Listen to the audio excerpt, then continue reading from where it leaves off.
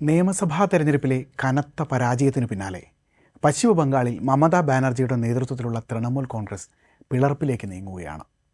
ആദ്യം കോൺഗ്രസിനെതിരെയും പിന്നീട് ഇടത് സർക്കാരിനെതിരെയും സമരം ചെയ്ത് 15 വർഷം ബംഗാൾ അടക്കി ഭരിച്ച ബംഗാൾ രാഷ്ട്രീയം കീഴടക്കിയ മമത BJP മുന്നേറ്റത്തിൽ അടിതെറ്റി വീണു. വാളെടുത്തവൻ വാളാലെന്ന് പറയുന്നത് പോലെ ബംഗാൾ രാഷ്ട്രീയത്തിൽ മമതയ്ക്ക് മുറിവേൽക്കുന്നു. എന്താണ് തൃണമൂൽ കോൺഗ്രസിൽ സംഭവിക്കുന്നത്? കോൺഗ്രസിനും ഇടതുപക്ഷത്തിനും പിന്നാലെ ബംഗാൾ രാഷ്ട്രീയത്തിൽ മമത യുഗവും അവസാനിക്കുകയാണോ? നമുക്ക് പരിശോധിക്കാം. ചരിത്രം കുറിച്ച് BJP പശ്ചിമ ബംഗാളിൽ ആദ്യമായി അധികാരത്തിലെത്തിയത് 293 സീറ്റുകളിൽ 206 പിടിച്ചുകൊണ്ടാണ്. 92% പോളിംഗ് രേഖപ്പെടുത്തിയ നിയമസഭാ തെരഞ്ഞെടുപ്പിൽ 2021 215 സീറ്റുകളിൽ നിന്ന് മമതയുടെ തൃണമൂൽ കോൺഗ്രസ് 81 സീറ്റുകളിലേക്ക് ചുരുങ്ങി. സ്വന്തം മണ്ഡലമായ ഭവാനിപ്പൂരിൽ മമത സുവേന്ദു അധികാരിയോട് തോറ്റത് 15,144 വോട്ടിനാണ്. ഒരുപക്ഷെ CPM മമതയിൽ നിന്ന് ഏറ്റുവാങ്ങിയതിന് സമാനമായ രാഷ്ട്രീയ തിരിച്ചടി BJPയിൽ നിന്ന് നേരിടുകയാണ് മമത. BJPയോടുള്ള മമതയുടെ തോൽവി പശ്ചിമ ബംഗാളിൽ ഭരണമാറ്റം മാത്രമല്ല കുറിച്ചത്. 1970കളിൽ സമരോജ്വലമായ തെരുവുകളിൽ കീഴടങ്ങാൻ വിസമ്മതിച്ച പോരാളിയായൊരു യുവതിയോട് മമതയോട് ചേർന്ന് നിന്ന പശ്ചിമ ബംഗാൾ രാഷ്ട്രീയം അടയാളപ്പെടുത്തിയ ഒരു അധ്യായമാണ് മറിയുന്നത്. ജനങ്ങളിൽ നിന്നകന്ന ഇടത് ഗവൺമെൻറ്റിൻ്റെ മൂല്യച്യുതിയും ഏകാധിപത്യ പ്രവണതയും ചൂണ്ടിക്കാണിച്ചാണ് മമതാ ബാനർജി ബംഗാൾ രാഷ്ട്രീയത്തിൽ സജീവമാകുന്നത്. ജ്യോതി ബസുവും ബുദ്ധദേവ് ഭട്ടാചാര്യയും കെട്ടിപ്പടുത്ത ഇടതുപക്ഷ ഭരണാധിപത്യത്തെ അട്ടിമറിച്ചാണ് അവർ അധികാരം പിടിക്കുന്നത്. സമരോത്സുകതയും വ്യക്തിത്വവും ക്ഷേമരാഷ്ട്രീയവും അവരെ ബംഗാളിൻ്റെ ദീദിയാക്കി. ഒടുവിൽ ഭരണവിരുദ്ധ വികാരത്തിൻ്റെ മാറാപ്പ് പേറി മമത പടിയിറങ്ങുന്നതിനും ചരിത്രം സാക്ഷിയാവുകയാണ്. ബുദ്ധിജീവി കൂട്ടായ്മകളിലോ PR ഏജൻസികളിലോ പാർട്ടി ഓഫീസുകളിലോ നിർമ്മിച്ചതായിരുന്നില്ല മമതാ ബാനർജിയുടെ പ്രതിച്ഛായ. അവർ തെരുവിൽ പോരാട്ടത്തിനിറങ്ങി. അനിവാര്യമായപ്പോഴൊക്കെ പ്രതിയോഗികളുമായി കായികമായി തന്നെ ഏറ്റുമുട്ടി. വിദ്യാർത്ഥി നേതാവെന്ന നിലയിൽ കോൺഗ്രസുമായി ചേർന്ന് നിൽക്കുമ്പോഴും അടിക്ക് തിരിച്ചടി എന്ന നിലപാട് മമതയെ വേറിട്ട് നിർത്തി. 1970കളിൽ വിദ്യാർത്ഥി നേതാവായിരിക്കെ 1975 അടിയന്തരാവസ്ഥയ്ക്ക് മുൻപ് ഇന്ദിരാഗാന്ധിക്കെതിരായ പ്രതിഷേധത്തിൽ പങ്കെടുക്കാനായി കൊൽക്കത്തയിലെത്തിയ മുതിർന്ന സോഷ്യലിസ്റ്റ് നേതാവ് ജയപ്രകാശ് നാരായണനെതിരെ മമത നടത്തിയ പ്രതിഷേധം ഏറെ ചർച്ചയായിരുന്നു. അന്ന് ജയപ്രകാശ് നാരായണൻ്റെ വാഹനവ്യൂഹത്തെ തടയാൻ അവർ നിലത്ത് കിടന്നുരുണ്ടു. തുടർന്ന് ജയപ്രകാശിൻ്റെ കാറിന് മുകളിൽ കയറി മമത നൃത്തം ചെയ്തു. ഈ പ്രതിഷേധം മമതയെ ദേശീയ രാഷ്ട്രീയത്തിൽ ശ്രദ്ധാകേന്ദ്രമാക്കി. അതിരൂക്ഷമായ വിമർശനങ്ങൾ ഏറ്റുവാങ്ങുമ്പോഴും കായികമായ ഏറ്റുമുട്ടലുകൾക്ക് സന്നദ്ധയായ ശൗര്യമുള്ള നേതാവായി മമത പതിയെ കോൺഗ്രസ് രാഷ്ട്രീയത്തിൽ ചുവടുറപ്പിച്ചു. 1980കളിലും 1990കളിലും ഈ വേറിട്ട ശൈലി മമതയുടെ മുഖമുദ്രയായിരുന്നു. എതിരാളികളുടെ എണ്ണമേറിയതുകൊണ്ടാവണം പലപ്പോഴും റാലികളിൽ മമത ആക്രമിക്കപ്പെട്ടു. 1990 അത്തരം റാലികളിൽ ഒന്നിലുണ്ടായ ആക്രമണത്തിൽ തലയ്ക്ക് ഗുരുതരമായി പരിക്കേറ്റ് അവർ ചികിത്സയിലായി. അന്ന് CPM പ്രവർത്തകരായിരുന്നു പ്രതിസ്ഥാനത്ത്. 1993 പശ്ചിമ ബംഗാൾ സെക്രട്ടേറിയറ്റിൽ നടന്ന പ്രതിഷേധമായിരുന്നു മമതാ ബാനർജിയുടെ രാഷ്ട്രീയ ജീവിതത്തിലെ വലിയ വഴിത്തിരിവ്.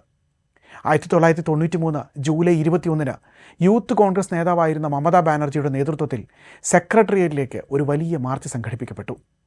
തെരഞ്ഞെടുപ്പ് സുതാര്യമാക്കാൻ ഫോട്ടോ പതിച്ച തിരിച്ചറിയൽ കാർഡ് നിർബന്ധമാക്കണമെന്നായിരുന്നു ആവശ്യം. മാർച്ചിനെതിരെ പോലീസ് വെടിയുതിർത്തു. അന്ന് 13 കോൺഗ്രസ് പ്രവർത്തകരാണ് വെടിയേറ്റ് മരിച്ചു വീണത്. മുഖ്യമന്ത്രി ജ്യോതി ബസുവിൻ്റെ ഓഫീസിന് മുന്നിൽ പ്രതിഷേധിച്ച മമതയെ ക്രൂരമായി മർദ്ദിച്ച പോലീസ് സെക്രട്ടേറിയറ്റിന് പുറത്തേക്ക് വലിച്ചെറിഞ്ഞു.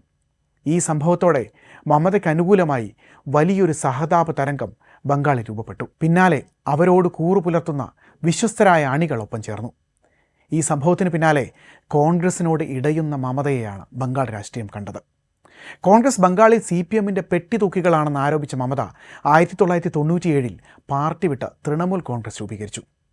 കോട്ടൺ സാരി ധരിച്ച് ലാളിത്യം വെളിവാക്കുന്ന ജീവിതവും അധികാരത്തിൻ്റെ കെണികളിൽപ്പെടാത്ത കൗശലവും അവരുടെ രാഷ്ട്രീയ ജീവിതത്തെ മറ്റു നേതാക്കളിൽ നിന്ന് വേറിട്ട് നിർത്തി. അധികാര കേന്ദ്രങ്ങൾക്കെതിരെയും പ്രതിയോഗികൾക്കെതിരെയും കായികമായ ചെറുത്തുനിൽപ്പിനും മടിക്കാത്തയാൾ എന്ന നിലയിൽ സ്വന്തം പ്രതിച്ഛായ ഉയർത്തിക്കാട്ടാനും മമതയ്ക്കായിരുന്നു. രാഷ്ട്രീയ പ്രതിഷേധം എന്നതിലപ്പുറം ഓരോ സമരങ്ങളെയും ധാർമ്മിക പോരാട്ടങ്ങളായി വിശേഷിപ്പിക്കുന്ന അവരുടെ രീതി ഭരണപക്ഷത്തെ കൂടുതൽ പ്രതിരോധത്തിലാക്കി. തൃണമൂൽ കോൺഗ്രസിൻ്റെ സംഘടനാ ദൗർബല്യങ്ങളെ മറികടക്കാൻ ഇതെല്ലാം മമതാ ബാനർജിയെ സഹായിച്ചു. പ്രത്യേക പ്രവർത്തന ഘടനയൊന്നുമില്ലായിരുന്നിട്ടും ഒരു രാഷ്ട്രീയ പാർട്ടിയായി അതിനെ താങ്ങി നിർത്തിയത് അവരുടെ വ്യക്തിപ്രഭാവമായിരുന്നു. പാർട്ടി സംവിധാനത്തിലൂടെ വളർന്നു വന്ന ആളായിരുന്നില്ല മമതാ ബാനർജി. അവരുടെ വളർച്ച എപ്പോഴും സാന്ദർഭികമായിരുന്നു. അതത് രാഷ്ട്രീയ സാഹചര്യങ്ങൾ മമതയെന്ന പോരാളിയെയും നേതാവിനെയും രൂപപ്പെടുത്തിയെന്ന് പറയുന്നതാവും ശരി. 1997 കോൺഗ്രസിൽ നിന്ന് മമത പുറത്തു വന്നതും ഓൾ ഇന്ത്യ തൃണമൂൽ കോൺഗ്രസ് രൂപീകരിക്കുന്നതും അക്കാലത്ത് വിപ്ലവകരമായൊരു നീക്കമായിരുന്നു. കമ്മ്യൂണിസ്റ്റ് പാർട്ടിക്ക് ഒത്താശ ചെയ്യുന്നവരായി കോൺഗ്രസിനെ ചൂണ്ടിക്കാണിച്ച മമത തൃണമൂൽ കോൺഗ്രസ് മാത്രമാണ് യഥാർത്ഥ പ്രതിപക്ഷമെന്ന് സ്ഥാപിക്കുന്നതിൽ വിജയിക്കുകയും ചെയ്തു. രൂപീകരണത്തിൻ്റെ ആദ്യ വർഷങ്ങളിൽ മമതയുടെ വ്യക്തിപ്രഭാവത്തിനപ്പുറം തൃണമൂൽ കോൺഗ്രസ് ഒന്നുമല്ലായിരുന്നുവെന്ന് വേണമെങ്കിൽ പറയാം. പിന്നീട് സമരങ്ങളിലൂടെ അത് വളർന്നു. CPM പ്രവർത്തകരുടെ അതിക്രമങ്ങൾക്കെതിരെ കേശ്പൂരിലും ഗർബട്ടയിലും നടന്ന പ്രക്ഷോഭങ്ങൾ ഭരണപക്ഷത്തിനെതിരെ കരുത്തുറ്റ പ്രതിപക്ഷമെന്ന നിലയിലേക്ക് മമതയെയും തൃണമൂലിനെയും ഉയർത്തി. മാതി അഥവാ ഭൂമിയെ ചൊല്ലിയുള്ള സിംഗൂരിലെയും നന്ദിഗ്രാമിലെയും പ്രക്ഷോഭങ്ങളിലൂടെയാണ് മമതാ ബാനർജി ഇടതു സർക്കാരിനെ പുറത്താക്കിയത്. ടാറ്റ മോട്ടോഴ്സിൻ്റെ നാനോ കാർ ഫാക്ടറിക്കായി കൃഷിഭൂമി നിർബന്ധിതമായി ഏറ്റെടുക്കുന്നതിനെതിരെ സിംഗൂരിൽ 2006 2008 ഇടയിൽ ദീർഘമായ പ്രക്ഷോഭത്തിനാണ് മമതാ ബാനർജി നേതൃത്വം നൽകിയത്. ഇതേ സമയത്ത് നന്ദിഗ്രാമിൽ രാസ ഫാക്ടറിക്കായി ഭൂമി ഏറ്റെടുക്കാനുള്ള സർക്കാർ നീക്കത്തിനെതിരെ കർഷക പ്രക്ഷോഭത്തിലും മമത മുന്നിൽ നിന്ന് നയിച്ചു. നന്ദിഗ്രാമിൽ അവർ 25 ദിവസം നിരാഹാര സമരം നടത്തുകയും ചെയ്തു. ഈ സമരങ്ങളാണ് ഇടത് സർക്കാരിൻ്റെ പതനത്തിലേക്കും ബംഗാളിൽ മമതയെന്ന മാറ്റത്തിലേക്കും വഴിവെച്ചത്. 15 വർഷങ്ങൾക്കിപ്പുറം സന്ദേശ് ഗലിയിലെയും ഹൗറയിലെയും അവരുടെ പാർട്ടി നേതാക്കൾ ഭൂമി കയ്യേറ്റ പ്രതിഷേധങ്ങൾ നേരിടുന്നുവെന്നതും വിരോധാഭാസമായി ചൂണ്ടിക്കാട്ടപ്പെടുകയാണ്. ശക്തമായ ജനകീയ പ്രതിഷേധങ്ങളും ചെറുത്തുനിൽപ്പുകളും കൊണ്ട് ബംഗാളിൻ്റെ രാഷ്ട്രീയ ചരിത്രത്തിനൊപ്പം വളർന്നയാളാണ് മമതാ ബാനർജി. അന്ന് ഭരണകക്ഷിക്കെതിരെ അവരുയർത്തിയ അധിക്ഷേപങ്ങളും ആരോപണങ്ങളും ഇന്ന് അവർക്കെതിരെ ഉയർന്നു വരുന്നുവെന്നത് വിധിയുടെ വൈപരീത്യമാവാം. ഒടുവിൽ തൃണമൂൽ കോൺഗ്രസ് തന്നെ പിളരുന്നുവെന്ന വാർത്ത വരുന്നു. ആഭ്യന്തര കലഹം രൂക്ഷമായതോടെ തൃണമൂലിൽ നിന്ന് പുറത്താക്കപ്പെട്ട MLA ഋതബ്രത ബാനർജിയുടെ നേതൃത്വത്തിൽ വിമതപക്ഷം ഉയർന്നു വരുന്നതായാണ് വാർത്തകൾ. 80 തൃണമൂൽ കോൺഗ്രസ് MLAമാരിൽ 59 പേരും ഋതബ്രത ബാനർജിയെ പിന്തുണച്ചാൽ വിമതപക്ഷം ഔദ്യോഗിക തൃണമൂൽ കോൺഗ്രസ് പക്ഷമായി മാറും. ഇതിനകം വിമതപക്ഷം MLAമാരുടെ ഒപ്പുകൾ ശേഖരിച്ചതായാണ് വിവരം. തങ്ങളാണ് യഥാർത്ഥ തൃണമൂൽ കോൺഗ്രസ് എന്ന് അവകാശപ്പെടുന്ന കത്ത് ബംഗാൾ നിയമസഭാ സ്പീക്കർക്ക് കൈമാറാനാണ് വിമതപക്ഷത്തിൻ്റെ നീക്കം. മമതയ്ക്കും തൃണമൂൽ കോൺഗ്രസിനും പശ്ചിമ ബംഗാൾ രാഷ്ട്രീയത്തിൽ എന്തു പ്രസക്തിയെന്ന് ചോദിക്കുന്നവരുണ്ടാകാം.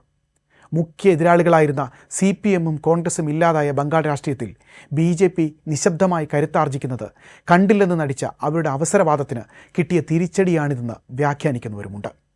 പലപ്പോഴും കോൺഗ്രസിനും ഇടതു മുന്നണിക്കുമെതിരെയുള്ള നീക്കങ്ങളിൽ മമതയ്ക്ക് പരിവാർ സംഘടനകൾ അകമഴിഞ്ഞ പിന്തുണ നൽകിയിരുന്നുവെന്ന് ചൂണ്ടിക്കാണിക്കുന്നവരുമുണ്ട്.